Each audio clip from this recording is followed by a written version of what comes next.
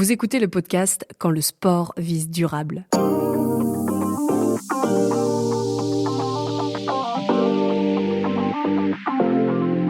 On parle d'environnement, de handicap, de biodiversité, d'égalité de genre ou encore d'éducation. Tout ça en lien avec le sport.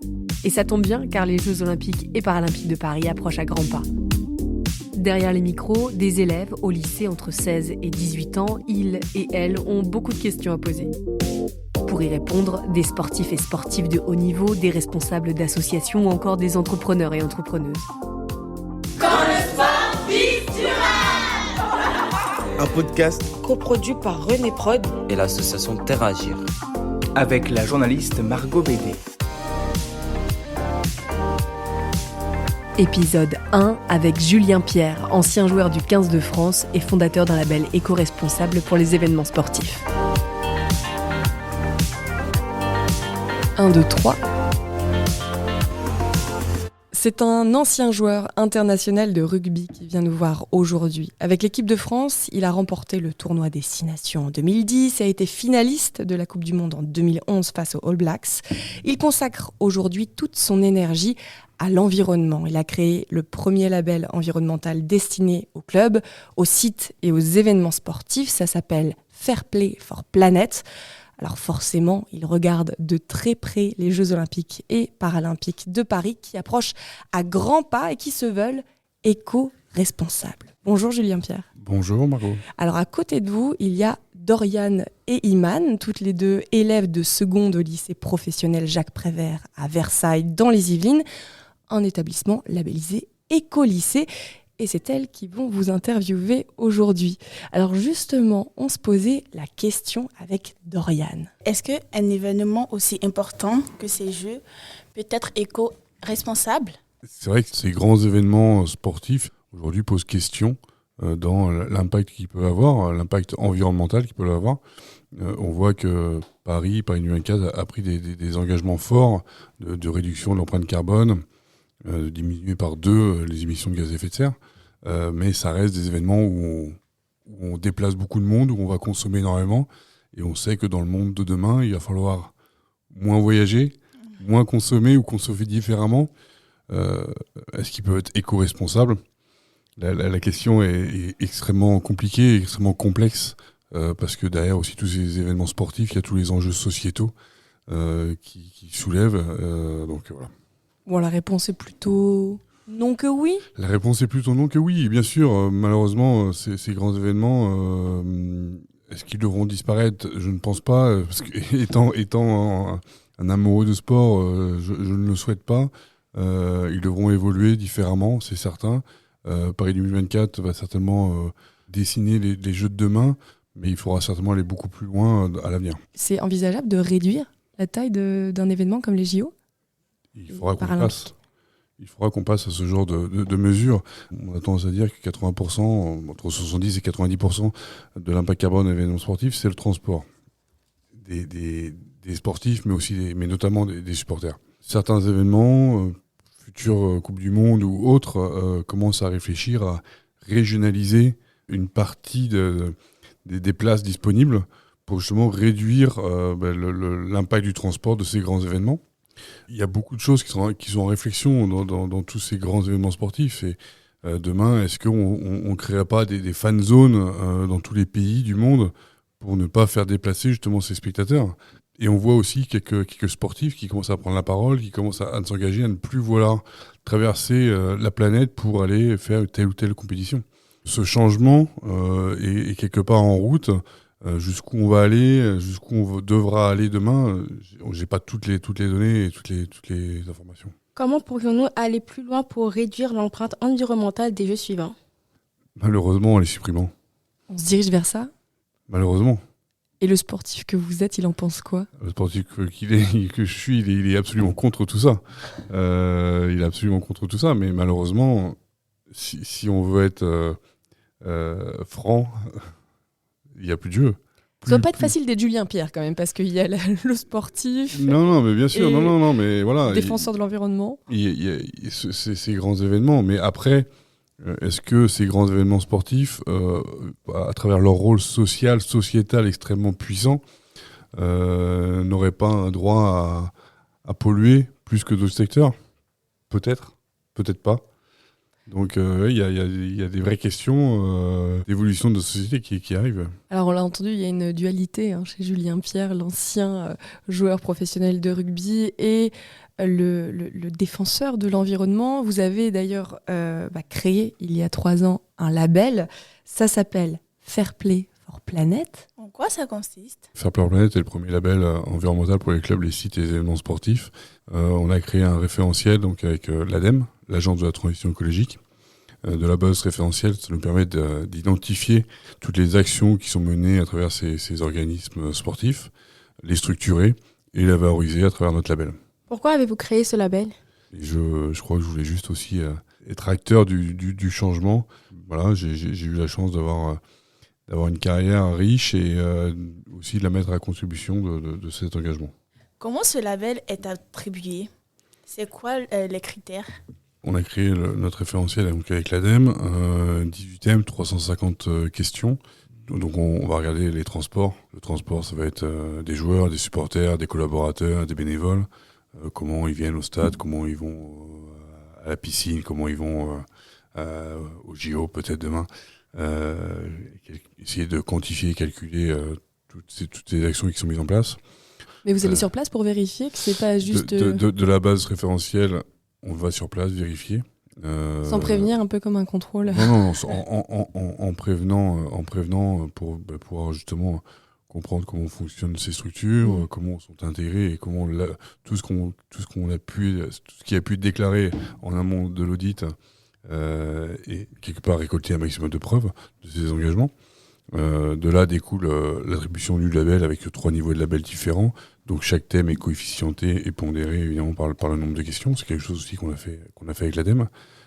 Juste pour un exemple, le transport représente 21% de notre finale.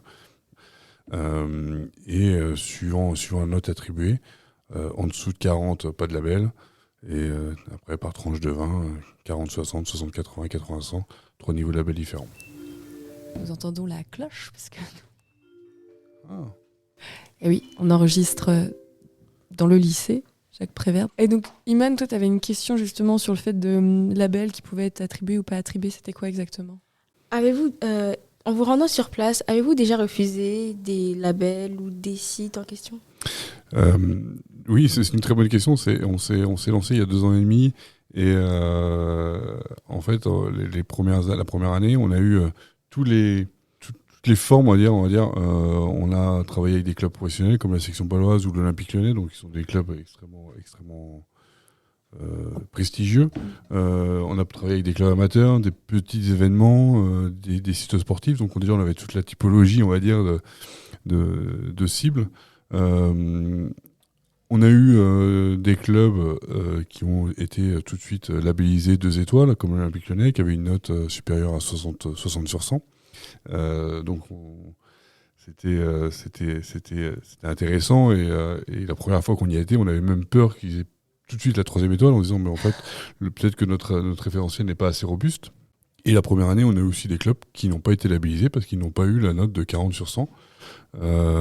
Et pour nous, c'était aussi quelque part une satisfaction, c'est-à-dire que les travaux qu'on avait effectués sur le référentiel permettaient qu'il soit assez robuste justement pour pas l'attribuer à tout le monde du premier coup.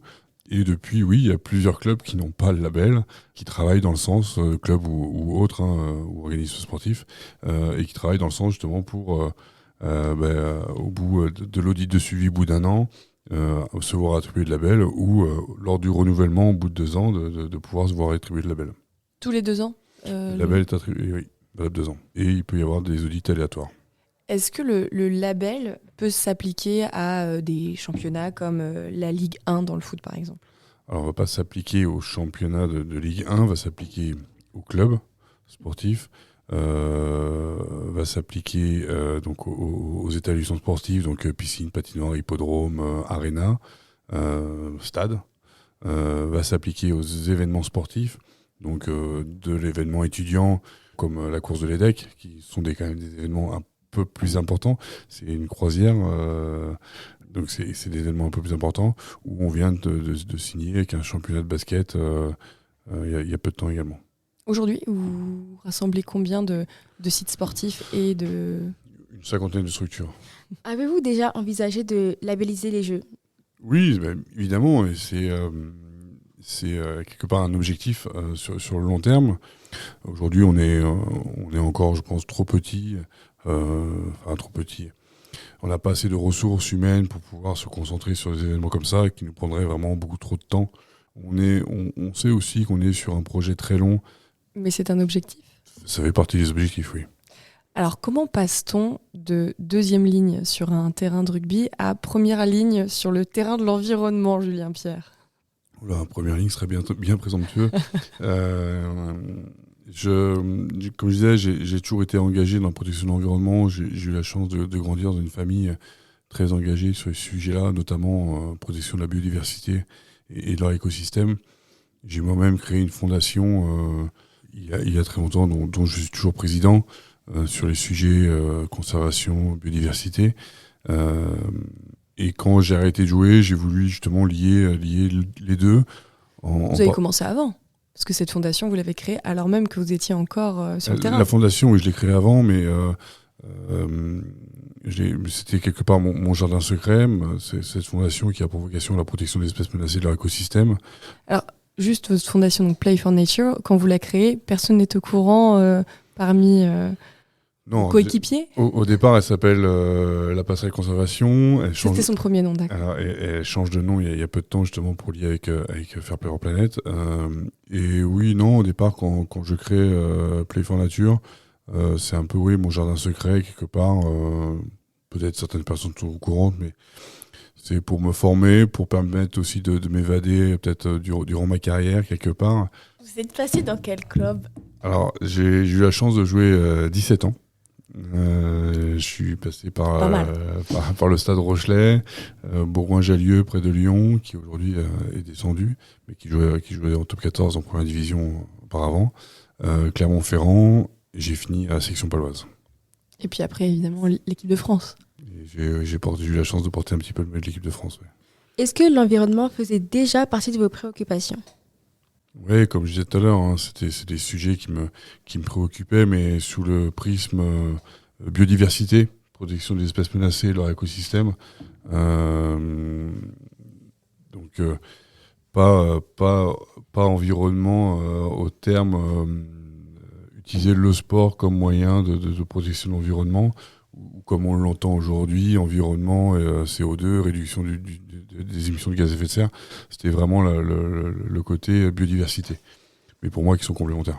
Et justement, par exemple, en 2011, quand vous prenez l'avion pour aller en Nouvelle-Zélande pour disputer la Coupe du Monde de rugby, à ce moment-là, vous montez dans l'avion, vous vous dites quoi? Je me pose pas la question. Je vais faire une Coupe du Monde. On peut le comprendre. Non, mais c'est. Et aujourd'hui, quand vous y repensez? C'est pour ça que c'est paradoxal. Et c'est pour ça que quand je le dis tout à l'heure, il ne faudra pas plus que ces événements existent. Je le dis voilà, avec la gorge nouée, parce que voilà, malheureusement, si on veut vraiment rentrer dans les accords de Paris et tous les objectifs qu'on doit se fixer pour un monde vivable demain, il va falloir faire des compromis. Aujourd'hui, vous vous déplacez comment? Principalement en train ou en vélo dans Paris. En RER, vous êtes venu jusqu'à nous avec les transports en commun? Oui, mais c'est vrai que c'est facile. C'est plus facile sur un territoire comme l'Île-de-France de voyager en RER ou transport en commun ou prendre le bus. Enfin voilà, c'est beaucoup plus facile. Certains territoires, c'est plus complexe. Donc il faut accompagner ces territoires. Cette transformation, elle ne se fera pas du jour au lendemain. Il y a un chantier énorme qui s'annonce devant nous, devant la collectivité de la planète, quelque part. Et j'essaye de réduire au maximum mon empreinte à mon échelle et de sensibiliser au maximum. Vous avez grandi dans un zoo. Quel impact ça a eu sur votre engagement? Ça m'a... Comme je disais, j'ai eu la chance de grandir dans une famille engagée dans la protection de l'environnement et notamment dans les parcs animaliers. Famille qui s'est servie des parcs animaliers comme outil de sensibilisation et de protection de la biodiversité. Je me souviens des quelques repas de famille, on n'a pas fait beaucoup parce que tout le monde bossait le dimanche, mais on parlait avant tout des espèces qui disparaissaient aux quatre coins de la planète, et c'était ça il y a 30 ans déjà. Quand mon oncle rentrait de voyage, qui disait j'étais dans tel ou tel pays, mais il n'y a déjà plus rien. Ça, c'est des choses qui m'ont marqué. Il y a eu un déclic d'ailleurs à Sumatra pour vous, je crois, en 2009. Oui, il y a eu un vrai déclic. Quelque part, j'avais mis cet engagement un peu entre parenthèses durant ma carrière. Je me suis concentré sur ma carrière et je me suis concentré sur ma carrière, évidemment. Il s'est passé quoi à ce moment-là ? Et en 2009, je pars à Sumatra du coup avec mon oncle, et pendant 15 jours, on est dans la forêt primaire. Ce que je vois en premier, c'est des pipelines, c'est de la forêt brûlée, c'est de la mangrove rasée au bulldozer. C'est des villages où on a été très très loin en forêt, mais où il y a des sacs plastiques par terre. J'incrimine pas les villageois, hein. C'est voilà, on a amené aussi du plastique jusque là-bas. Et en fait, quand je rentre, je me dis mais je peux pas ne rien faire. C'est comme ça que le premier engagement est né. À titre personnel, vous faites quoi pour l'environnement ? À titre personnel, j'essaie de faire un maximum. Comme je disais, de prendre le moins possible l'avion. Je dis pas que je ne le prends pas, j'essaie de le prendre le moins possible. J'essaie de manger sainement et limiter quelque part aussi tout ce qui est viande rouge. On sait que c'est ça qui a un impact fort. Réduire tous les déchets. J'essaye de... Pas plus de gestes aussi, quand mon jean est troué, plutôt que d'en racheter un, on va le faire recoudre. C'est des petits gestes, mais c'est tellement important quand on sait qu'un jean, c'est plus de 160 litres d'eau consommée pour fabriquer un jean. On peut peut-être s'économiser ça. Si vous aviez un message pour notre génération, ce serait quoi ? Je pense qu'on a tous notre rôle à jouer. La transition ne se fera pas juste par les politiques, ne se fera pas juste par les industriels, ne se fera pas juste par les citoyens, se fera par tout le monde. Tout le monde devra contribuer à son échelle à réduire son empreinte. Si demain on arrête tous de consommer de la viande rouge, forcément les industriels demain vont réduire aussi, vont fabriquer différemment. Et si j'ai un message, ce qu'on a l'habitude de dire chez Fair Play Planète, pour la planète, pas d'adversaire, tous partenaires. Donc voilà, on a tous un rôle à jouer. Et puis les vêtements aussi, c'est vrai que ça c'est un très bon conseil de on n'est pas obligé de racheter toujours des vêtements, on peut les rapiécer, l'acheter en seconde main aussi. Ça c'est des choses que vous faites un petit peu, la seconde main ? Je vais souvent à friperie pour par exemple une bonne partie des vêtements que je porte c'est de la friperie. J'essaie de manger un peu moins de viande rouge aussi et de produits, d'aliments refaits, transformés et le tri aussi. C'est déjà pas mal. C'est déjà très très bien. C'est déjà bien. Mais déjà de manger, ne pas manger des aliments transformés, c'est meilleur pour la santé. Il y a moins de. En plus. Et puis ça fait du bien aussi de cuisiner, c'est bien aussi. Oui. Et toi, est-ce que Dorian, tu avais envie de partager avec nous ton petit geste pour la planète ? Ma mère, elle aime beaucoup acheter des trucs en friperie, mais moi, j'aime pas trop. Parce que moi, j'aime tout ce qui est neuf. Elle me dit que c'est bien, mais bon, moi, j'ai rien à dire. Ah, ça va changer peut-être, ça va changer. Oui, peut-être ça va changer. Merci en tout cas Julien Pierre. Une chose que vous faites en plus pour la planète, c'est venir aussi parler aux jeunes et essayer de sensibiliser toutes les générations et puis j'imagine votre petite fille de 3 ans aussi. Je rappelle que vous êtes ancien joueur international de rugby et que vous avez créé Fair Play for Planet, le premier label environnemental destiné aux clubs, aux sites et aux événements sportifs. Quand le sport vise durable, un podcast coproduit par René Prod et l'association Terragir en partenariat avec l'ADEME.